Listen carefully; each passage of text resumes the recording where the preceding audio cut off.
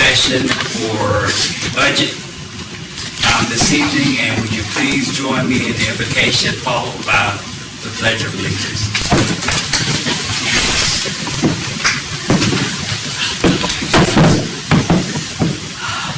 Dear Lord, our Heavenly Father, once again I would like to say thank you. Thank you for having us assembled here today to do the people business of Cumberland County.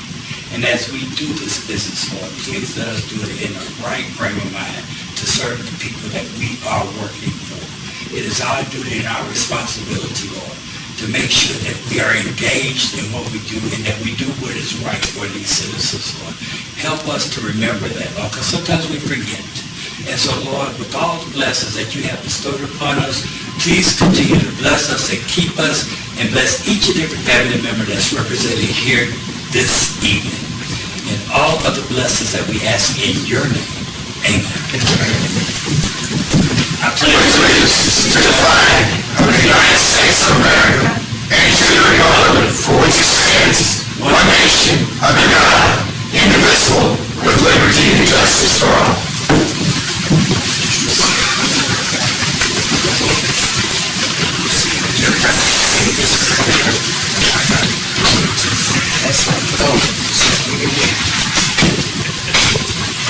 Does everybody have a copy of the agenda in front of us? If so, can I get a motion for approval? Second. All in favor? Unanimous. Madam. Yes, sir. Good evening, Mr. Chairman and Commissioners. So the next item on the agenda was really a placeholder. We wanted to see how the board wanted to proceed this evening. I wasn't sure if the board wanted to ask questions about the recommended budget, or if you wanted staff to provide more detailed information and walk through the schedules in the book. We have, of course, our budget staff with us this evening, Deborah Shaw, Heather Harris, Andrew Jakubiak, our finance director. We also have our county engineer, Mr. Jermaine Walker. He's here to answer any questions about capital improvement projects, maintenance and repair. We also have Keith Todd, our County Information Services Director, to answer questions about technology. We have our assistant managers. Brenda Jackson is a general manager here if we also have any questions about our human services area. So we're at your pleasure, Mr. Chairman. I wasn't sure how the board wanted to proceed this evening, and so we're at your pleasure. Okay, thank you very much, Madam Manager. I guess now I would turn the question over to the board. Which direction would you all like to handle this, by going through each item, or just ask questions of staff regarding the budget? I've got a few questions. Okay, fantastic. That's the way we go. Okay, so Madam Manager, it seems like the consensus is that we will ask. That's fine. We're ready. Yes, Commissioner Lancaster. Well, first of all, I think this is a great budget. I'm ready to pass it, but I've got just a few comments and a few questions. There's been some discussion, and I appreciate all that we have done with the sheriff's office. But recently I read in the paper where a neighboring county was doing a little bit more to get some folks hired. I'd like to ask a few questions about, would it be possible and the cost of us moving that beginning salary up to at least what is going on in Hope County, which is around $41,000 a year? 42, well, okay. Well, I know what they're doing, and, you know, I know what they're beginning, and, you know, if we have the support, I'd go another $1,000, make it $42,000 a year. That's my question. So, Mr. Chair, I'm sorry, Commissioner Lancaster, we knew that once we received the notification about Hope County increasing their salaries, we knew this may become an issue and or a question. And so we have worked diligently with our Human Resources Department to try to calculate that very quickly for today's meeting. Yeah, so if we applied first the 3% cost of living adjustment to the minimum salary for entry-level deputy. And then it took another 3.5%, and we brought it to $41,200. If we apply the same philosophy that we use for law enforcement salary provision last March of 2020, we took a number and added it to all of those who were in existing sworn law enforcement positions and the unsworn, which would have been detention officers, to keep that spread. And that's a part of our pay plan. So that additional $1,400 would be added to currently employed law enforcement officers and detention officers on top of their 3% cost of living adjustment. That would bring the total cost to do that with salaries and fringe benefits is $1,062,500. Yes, sir. So what you're asking to do is, across the board, increase everybody to that amount? All the way from Sheriff Wright? Not Sheriff Wright. Well, okay. Okay, I'm just. The Chief Deputy, all the way down is a 3% plus, everyone will be getting a $1,400 increase on top of that? And that's what we did in March of 2020. If you may recall that the sheriff came forward, and mainly that was about detention officers. As I recall, I think it was Harnett County that increased their detention officer, the entry-level pay significantly above our pay. And so at that time, we went in and we actually added $2,300 was added to each, the entry-level pay, the minimum pay, and each detention officer currently employed. And then to keep that spread, we added $1,700 to the pay of deputies, but that was for captains down. It did not include captains and above. Any other questions?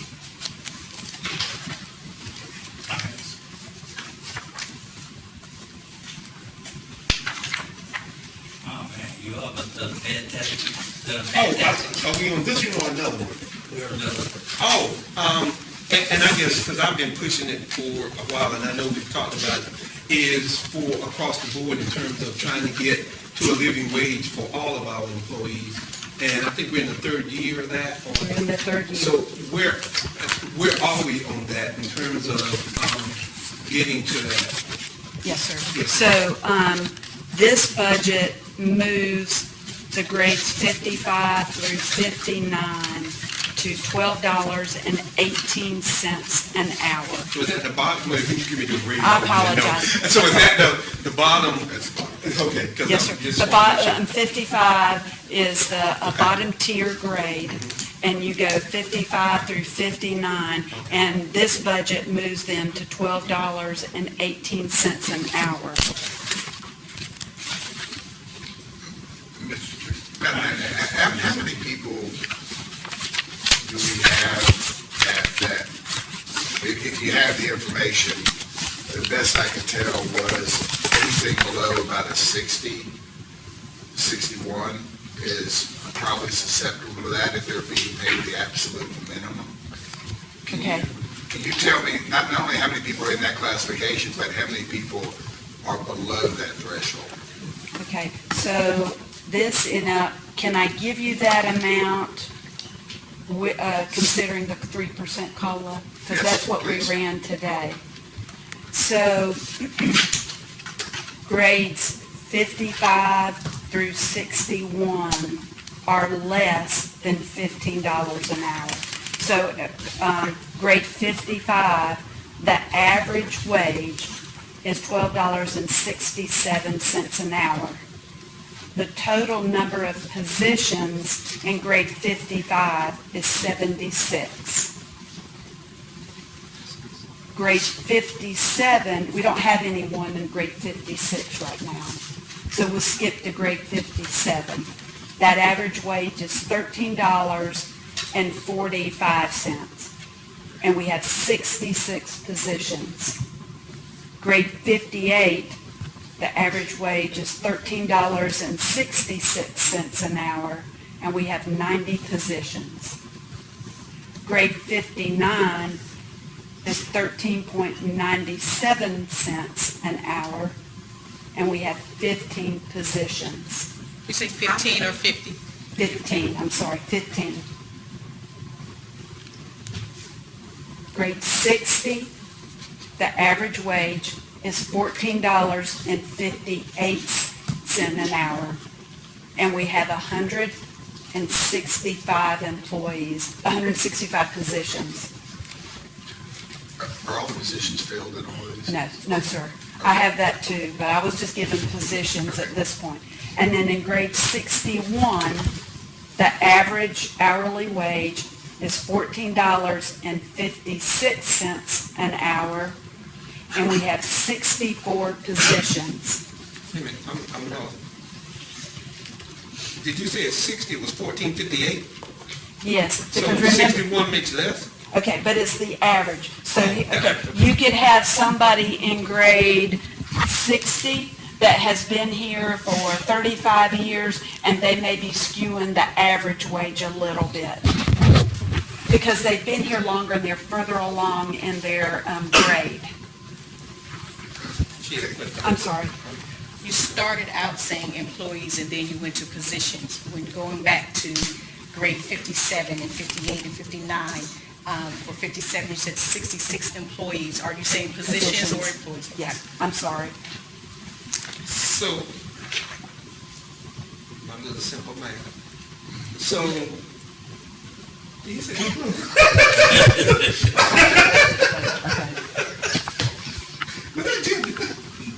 I'm doing my math there.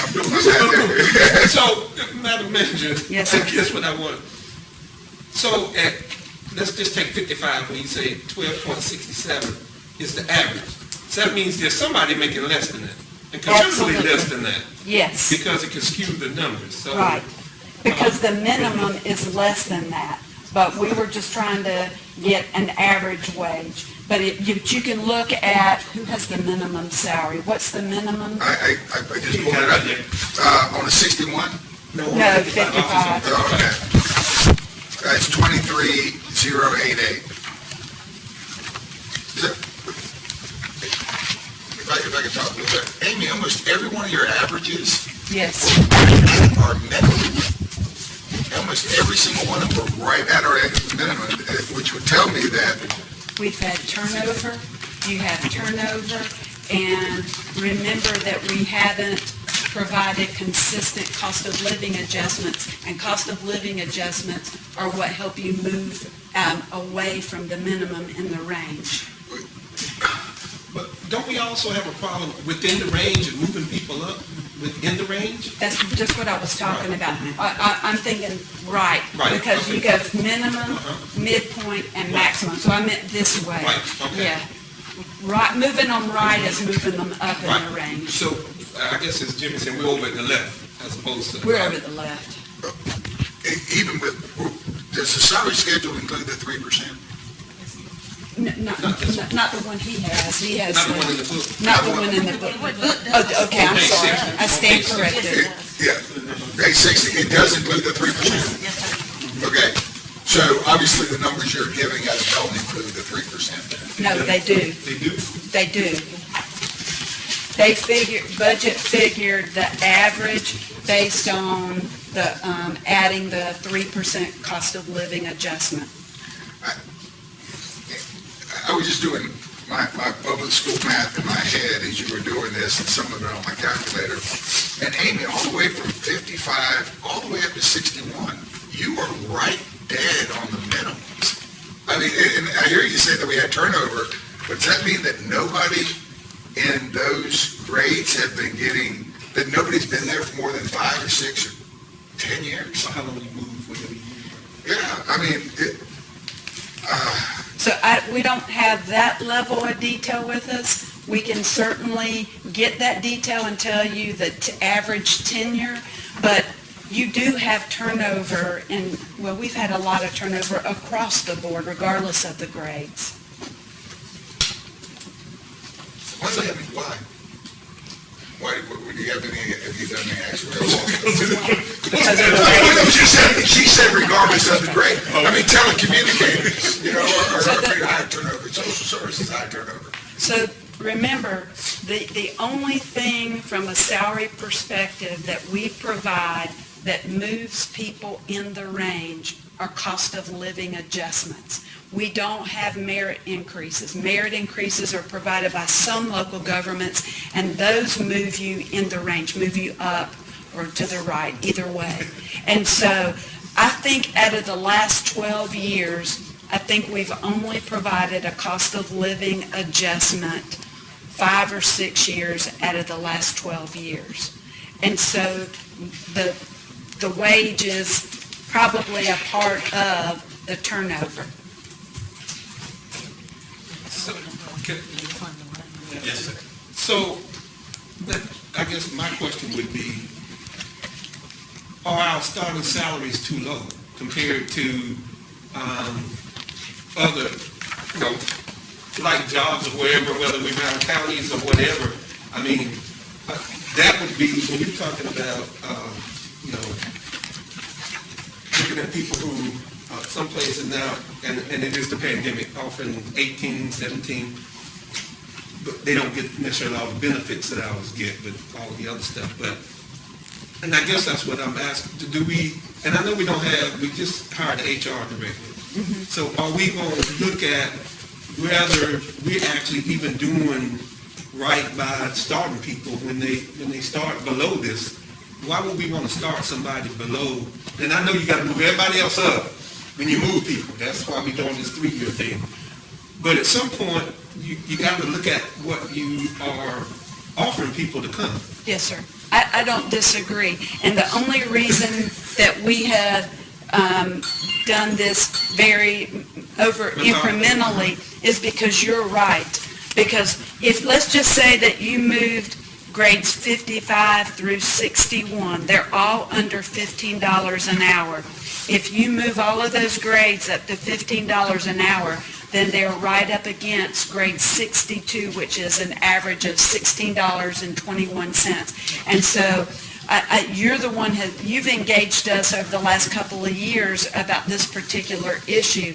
And from an equity standpoint, you have to do some adjustment to the higher grades, 62 and above, which becomes expensive. Well, and I guess that's where I'm not talking to you as the manager, but as to this board, is whether we're going to bite the bullet at some point and just do the right thing by our employees. I mean, it's, and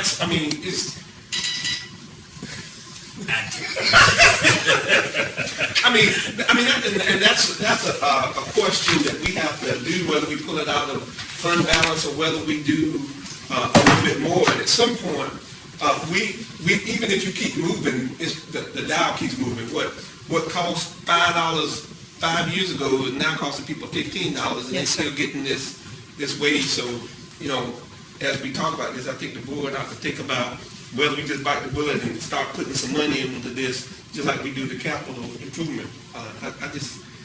People need to be able to be paid for the work that they do. And, those folk who were the essential workers down at the bottom that were here every day in this courthouse and making less than that, that's just wrong. I think that's morally, I can't. Commissioners. I'm just going to ask a kind of simple question. Yes, ma'am. You said that they're right up against the next tier. Yes, ma'am. The problem with that is what? And I understand you got to move people up, but what's the problem with that? Okay. So in grades 55, 57, 58, and 59, the qualifications for those to meet those qualifications are much less. It may only be a high school diploma. Mm-hmm. When you get into grade 62, that's where you start getting into job classifications like a finance associate in the finance office, somebody in the tax office, or register of deeds that may have financial background or an associate's degree. And so it comes down to equity when you're moving the grades up. We try to keep, I think it is, and somebody correct me, a 4.5% spread between each grade. So the minimum of 55 is the minimum between each grade is 4.5%.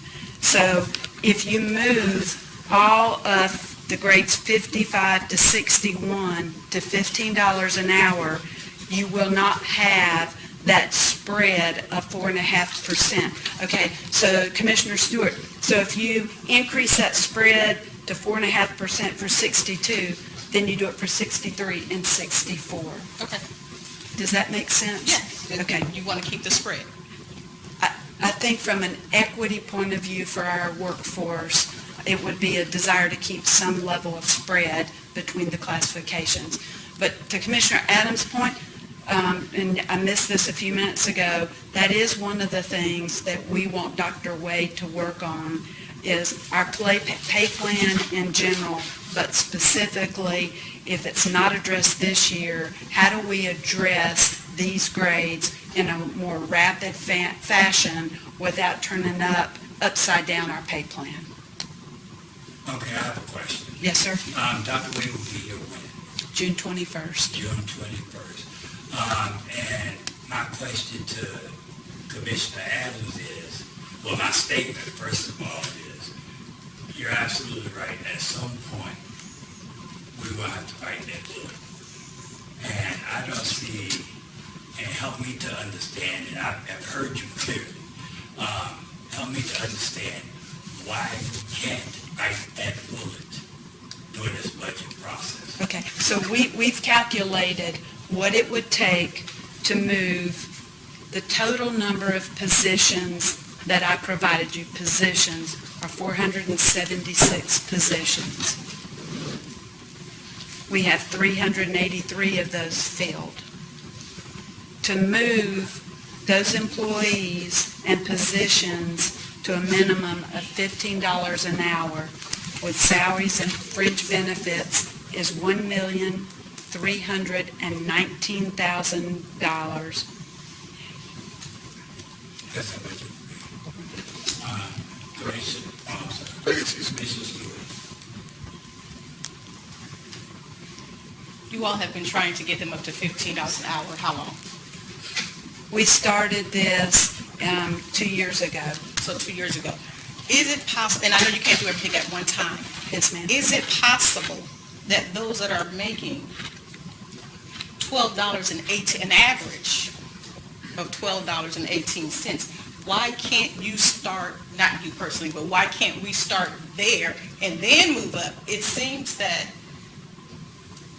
we should, to do something, we should be able to start at the bottom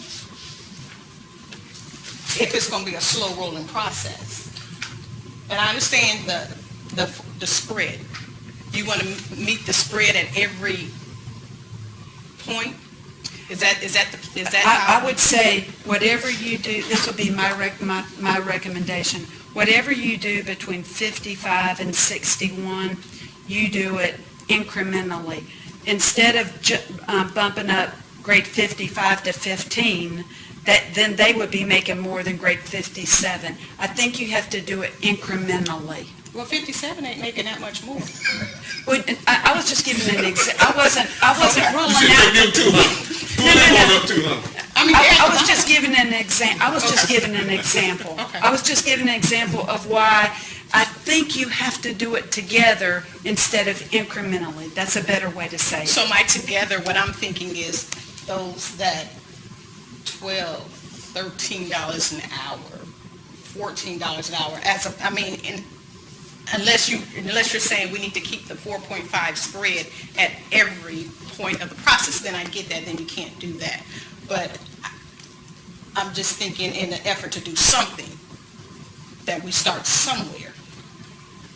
But may I speak? But my time, Commissioner Stewart, you said that this has been, we've been doing this step by step for a period of time. And it's going to be a little bit of time before we actually get everybody. And to be honest with you, I don't think that we really can say when that will happen by doing it the way that we're doing it. I think that, and I understand our manager's logic. I understand it totally. But I also understand that we are losing people. People are going to other counties. And cost of living has gone up. And our employees need, all employees, need to feel appreciated. That's why we push for a 3% COLA. But those that are making much lower than anybody else, I think it's time for us to make that move. I really do. And when I was wondering, my question is, with the new Human Resources Director coming, can we still, well, we can, but how difficult would it be to make that move? And when he comes, that's his first order of business. We'll do whatever the board wants us to do. We'll make it happen. Yes, Commissioner. I guess I'm trying to make sure, because I think, so you wanted to keep the 4.5%.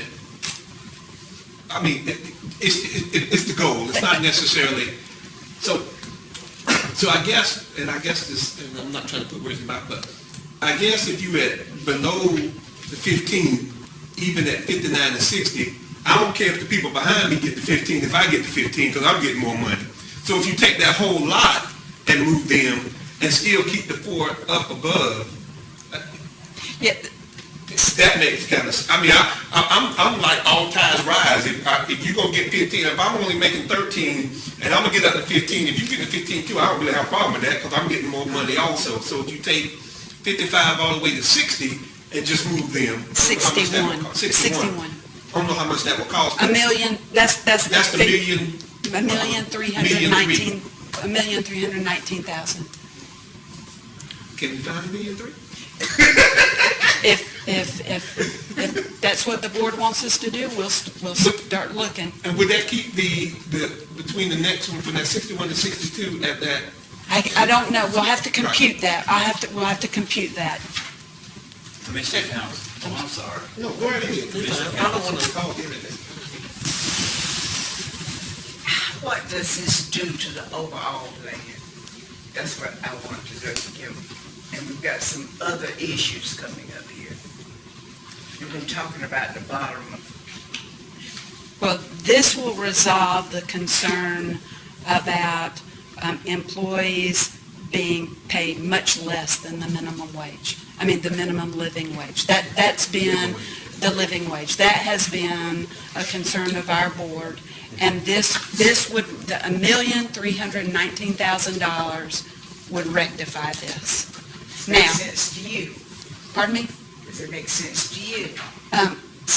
Yes, ma'am, it does. And we've tried to do that incrementally because we just haven't had the available recurring dollars to do that. And we have just tried to do it as rapidly as we could. But if the board wants to accelerate it, then we certainly will start looking for recurring dollars to do that. I do think when Dr. Wade comes in, then he needs to look at the entire pay plan. Commissioner. The question was asked, can we afford it? So that was $1.3 million, and I can't say that what I wrote down like The law enforcement, law enforcement. it was $1,062,000. $1.6 million, okay, so we have 2.9. No, 1062. Okay, all right, gotcha. Okay, Commissioner Keith.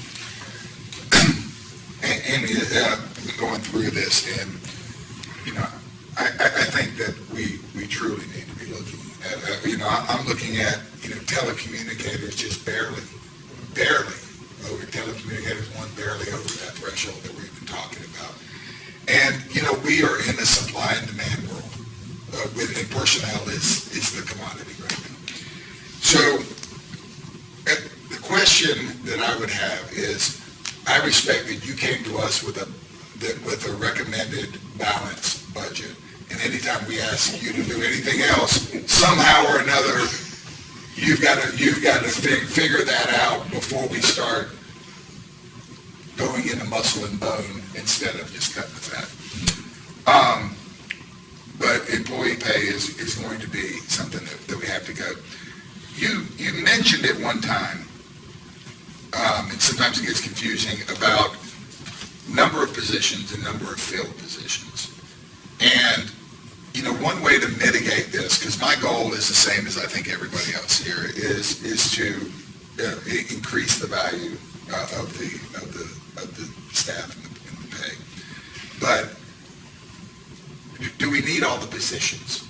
If they haven't been filled in a year or 2 years, do we really need them? And can that help us by releasing those positions, being able to bring the ones that have been working with us up to that level? And that's the question. If you haven't had them for 2 or 3 years, do you really need them, or are we just keeping them in the budget?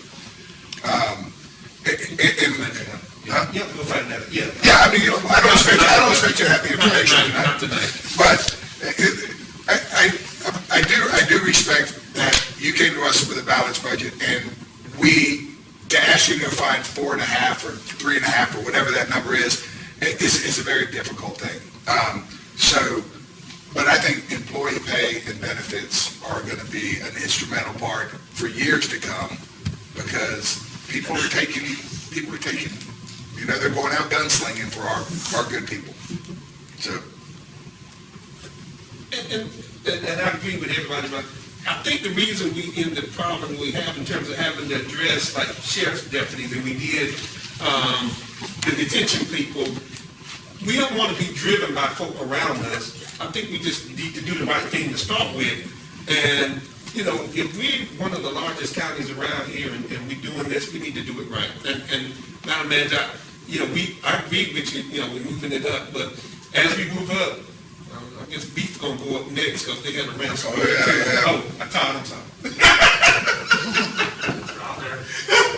But, I do believe that this pandemic, in terms of people not, everybody looking for employees, the one thing we don't want to do is lose anybody. But training is much harder than keeping somebody that's already there. And so I think if we show value, I know that's a lot of money, but I just think that it's easier, it's better to keep people than to try to go out and find people, because it costs double to do that, or triple. And if I could follow up on Commissioner Stewart's point. Yes, sir. 2 years ago, we identified it, but we really haven't done. At least we've got to put something in process to get this moving to where we get to that place. Commissioner Stewart. So in 2 years, when you all started, I do want to know, has anybody moved up? Yes, Oh, ma'am. yeah. Every employee in every position, the 476 positions have moved up. This would be the third year that would bring them to a minimum of $12.18 an hour. Really? Yes, ma'am. Wow, interesting. But there, and so if I may, for Commissioner Stewart, when we did that evaluation, the outside assessment that I referred to at the presentation last week, there were some classifications where the market pay was as much as 40% under the market. Emergency telecommunicators was one of those. There were our appraisers. And so the first couple of years, we moved those classifications, but we also at the same time adjusted these as well. And this is the third year, and the third year affects the positions in the departments of social services, mainly the social workers, and we lose those routinely to other counties, increased pay, but a much reduced workload. Okay, are there any more comments or questions? Chair, if we're talking about the same thing, I would like to talk about our health care benefits, just to the level of, sometimes our employees don't realize how good of a program we do have, the pharmacy and the wellness. But the one one thing that consistently I've heard is our deductibles are so high. So, I don't know if there's any availability on the deductibles because, you can easily never reach your deductible and then pay out an awful lot of money in medical expenses. We have a great program. I hope that we can celebrate it, but I think the deductibles are, if there's possibly something we might could look at. And one second, Commissioner Keefe, if you don't mind me interrupting here. Before we move forward with this conversation, let's go back to the other one. Because what I would like to know, if there's a consensus to move forward with what we discussed about $15 per hour for those individuals that are not receiving that amount. So is there a consensus? Excuse me? Were we talking about the deputies? And law enforcement. Yeah, and law enforcement as well. Excuse me, sir. Law enforcement as well. So is there a consensus to move forward with? Is the move forward for them to find the 1.3 million? Is that what you're asking? Because that's what you said it's going to take, so that's what you asked of us, if we wanted you to find. In regular terms, the consensus is to move on forward with bringing everyone up to the $15 an hour level. That's the consensus. Is it? Thank you. Commissioner Key. Only to be the person, I'd like to know what the final numbers are for everything, because we have some ask on there, and whatever it would be, because the manager's going to come back to us. I do support getting up to that number, but sooner or later, we're not being realistic with the manager and her budget if we can continue to ask for a lot. But I would like to know what those numbers are. I had asked Mr. Chairman about, health benefits are one of those things that people want to come to a community for. A lot of people come to government because we have good health care benefits. And it is if I remember right, it was almost $35 million of our budget was health care. I don't know if that number's. You know the number, Vicki? 28. Okay. 28 million. It's a significant number, but we've done a very good job with getting a new custodian. Broker. Yes, sir. Of it, and I think they've done a marvelous job. But Does the board want us to look at the possibility of reducing the deductibles and what impact that would have on our health insurance plan? to me, I think that's an important part for employee retention. That can very easily eat into everybody's savings at a high level. How many? Has this come to you on a regular basis? I would say, The cost of healthcare is astronomical wherever you are. I'm going to take up a collection when I leave. Everything's going up. Everything's going up. Everything's going up. But we've got to plan it so that we can't do everything at one time. That makes sense, even though I know firsthand. So what's doable? so we looked at earlier today, because this was also mentioned, our deductibles for an individual are $2,000 and for family coverage are $6,000. And so, 100, I'm sorry, $6,000. Did I say 600? I don't know what you said, Charlie. I'm sorry, let me say it again. Let me be clear. Okay, if you're an individual on health insurance, your deductible is $2,000. So you have to pay the first $2,000 before insurance kicks in, other than primary care. For family coverage, the deductible is $6,000 before your coverage kicks in, other than primary care. So we reached out to our broker, Kevin, today, and without doing the detailed underwriting, where you go in, you take a year and you look at every claim and see which ones went into deductible and that type of thing. He believes that reducing the deductible from $2,000 to $1,000 and $6,000 to $3,000 would probably cost the county about $1.1 million.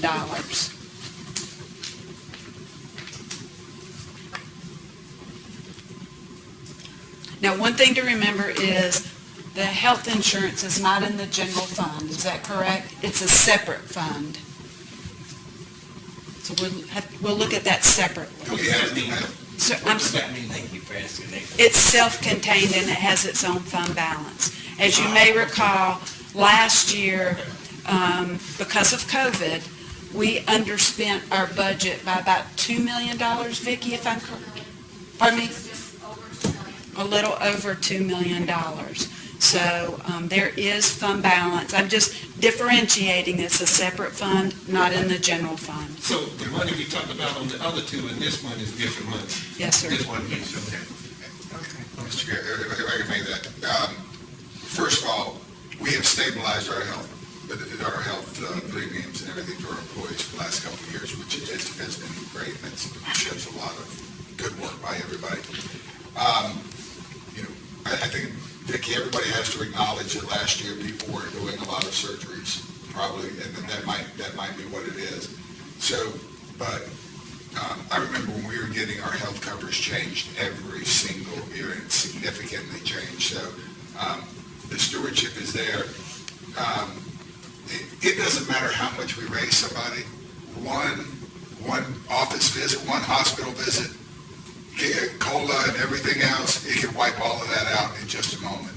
And, that's the fact. And none of us ever plan on that happening, but it happens. So it can get very, very expensive. And as we said before, everything's going up. So your doctor's visits are going to go up, your medicine's going to go up, everything's going to be going up. And it's just important to me that I think that we don't try to, our employees, those are big hits. If you have a family of four, it's $8,000 that you have to pay before the insurance, well, $6,000 if it's a family. But still, that's a big hit. It is. Mr. Chair, I would like to ask the manager if it's in that fund to see what sort of actuary we could do to bring that down to at least 1,000 and give it a pilot to see what happens in this year coming forward. Right now, the capacity is there in the system. We don't know what this year is going to bring. There might be people who would waited for surgeries, and we understand that. So may I just ask Commissioner Kiefer, you said 1,000. Did you mean 1,000 and 3,000? Yes. Okay, Yes, I just clarified. Yes, yeah, not 1,000, well, done, 1,000, 3,000 for the family, basically cutting it in half. Yes, sir. So what's the consensus of the board? Mr. Chairman, only because I know that Commissioner Booth sent a text about this. I would be in favor of that because it comes out of this other fund, but not in lieu of the 3%. Because the problem I have is that every employee is not necessarily on our health insurance. And so it doesn't benefit everybody. Some people whose spouse might be at PwC, that's some of the best insurance around, or somewhere else, would not benefit from this. So I still want to, I'm with you, but I would still stay at the 3%. Right? So just so that everybody, if that makes sense. That's where I'm here. And that's a good package, I think. 3%, Cindy, thank you. I'm cutting from 2 to 1 and from 6 to 3. That's a good package and a commitment on our part, and a good beginning. I like it. I'm for it. So, Madam Manager, I think the consensus is to move forward with what Commissioner Keefe was talking about regarding our deduction and also the 3% code, and which is good. So, Mr. Chairman, what we'll do in the general fund is we're going to look, we've already looked and we think our revenue projections really can't be increased. But as you know, I mentioned the other night that sales tax has been extremely strong. But I don't know, and I don't think anybody knows what the long-term impact of COVID will be. We've had federal stimulus funding, the enhanced unemployment benefits, the child credit that's now upfront instead of during the tax return. Those type of things are stimulating the economy. And so I'm not comfortable at this point increasing the sales tax projections. I think we will go back and look and see if we can find anything where we can tighten up and make some cuts along the way, some additional cuts.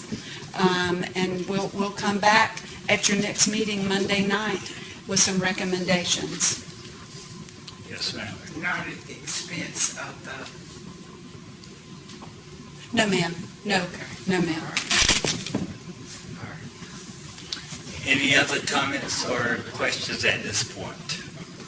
Yes, Commissioner Brady. Sorry, Mr. Chairman. Look to the right, Mr. Chairman. Look to the right. That's all. This is a big budget, and we spend a lot of time on personnel because they are our biggest asset. But one of the things that I think we all have to acknowledge is that our economic development folks have done a pretty good job with this past year. I've been sitting here 12 years, and the number of things that I've seen come forward in the last two have surpassed the 10 before. You know, we've kept them at the same level when they were doing nothing, and now they're I think if Mr. Van Gaines was here, I think I would probably tell him that. He is right there. I was going to call him a thoroughbred, but I'll say a mule. Yeah, he's bringing, but he is, I think if there's a possibility of us expanding, we've got a great community, and maybe we know what we got, but other people don't. And so getting out to get more people to come in here, I think we have a proven track record that we can get people. And if that's a small investment, I'd like for the board to consider, a little bit of an increase in the economic development budget. I believe right now it's under 400,000. It's been that way for at least 10 years. Yes, I think it's 384. And then we get 20,000 of in-kind. And so Mr. Van Gien sent a letter last week asking to take another look at his budget because, we get budget requests in early. And so we had already finalized a recommended budget. And behind your agenda is a memorandum that details out the request he's making of $96,000, which would bring the total cash appropriation to $480,000. How long have we been on that 400,000? It's got to be at least. I think 5 or 6 years. 7? As far back as I can find. It might have actually been higher in the past. Yeah, I think-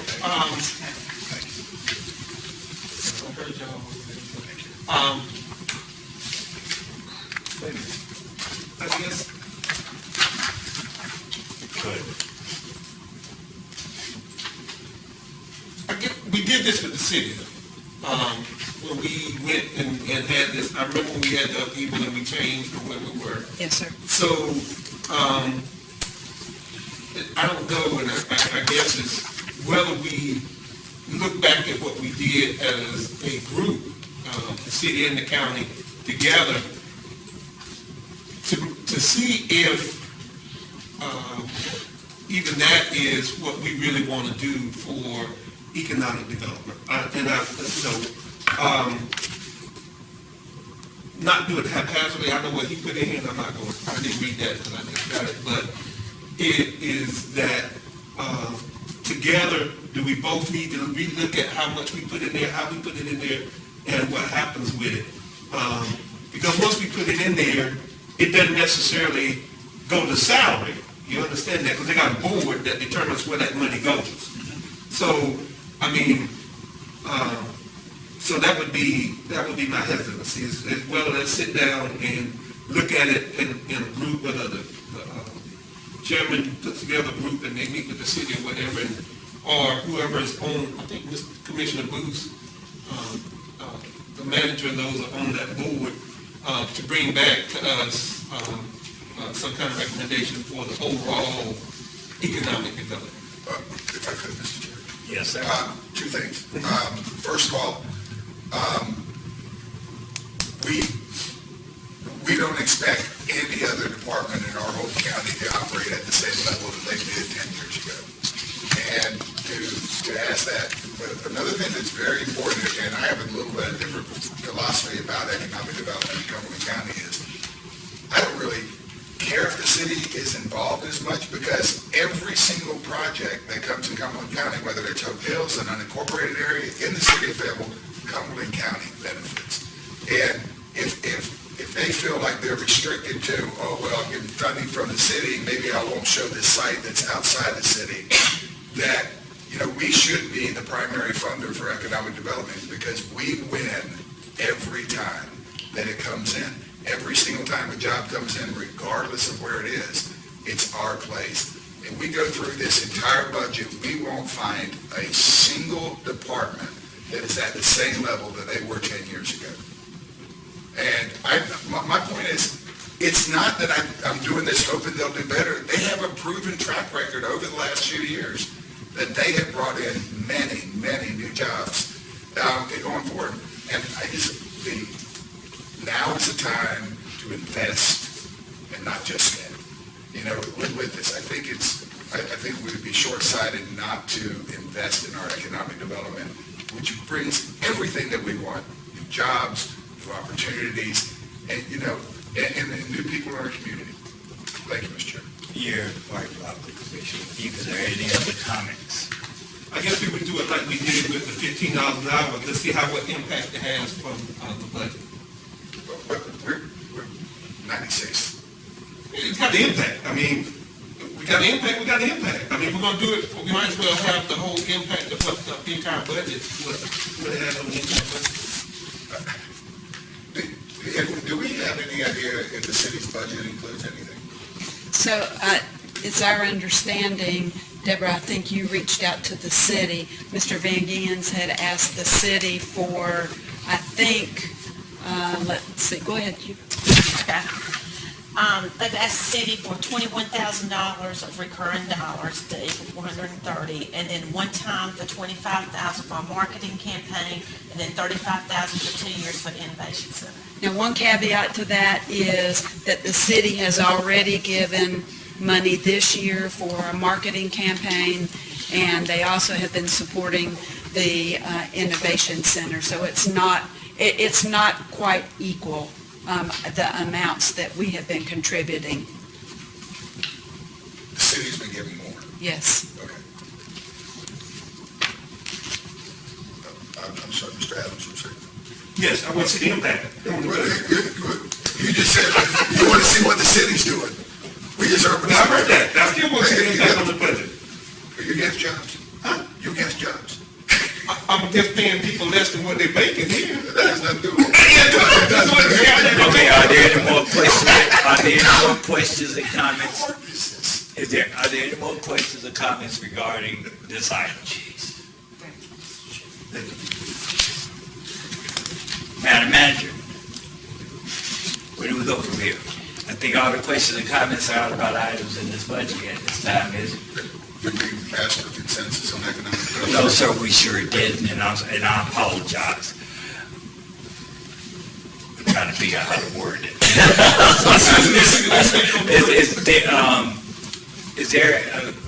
I would like to know if there's consensus moving forward on funding for economic development. I'm okay with funding. I don't know at what level yet, but I think I agree with Jimmy. Too many things are going on. I mean, all we have to do is look around us. We're a whole lot better off than we've ever been. And I'd just like to get a good number. But I think we can all agree that we need to help that crew out. And you know what, and thank you, Commissioner Lancaster, because I did say that very vague. First, I think I should ask, is what, if we are in consensus of it, and it seems like we have a consensus. At what level Increase the funding? at what level, of funding are we talking about for the economic development team? Let me rephrase it so that I can understand you. And you just tell me if I'm correct. You're saying that we're in a consensus that we're going to support, we just don't know at what level yet. Is that what you're saying? Exactly, that's what I'm asking now. Is there a letter, is there a number that we have? The request was 96, Mr. Chair. Okay. So, the consensus is that we're looking at 96,000, for the economic development. An additional 96. We okay? Okay. Can I- Yes, sir. Because this is the details where they're gonna put it, so, which not necessarily the salaries don't look like. That's what I see the stuff. There's no new salaries on it. I thought that's what you wanted. Okay. Madam Manager, Yes, sir. first of all, before I go to you, is there anything else that needs to be said by the board? Good budget. Okay, Madam Manager. We do not have anything further to present to you this evening, unless you have any other questions. We do have 2 closed sessions scheduled this evening. Okay, first of all, the closed session, would that also be inclusive of the top 2 individuals that we'll be talking about regarding salaries? I think the first one we want to go into is attorney-client, Mr. Chairman. Thank you. That's scheduled first. Thank you. And then the second matter is a separate matter, personnel matters. Yes. Okay. So we're going to closed session. We have a motion Pursuant to, NCGS 143-318-11A3, for attorney-client matter, and 143-318-11A6 for personnel matter. Mr. Chairman, move to go into closed session. Is there a second? All in favor? All right, thank you.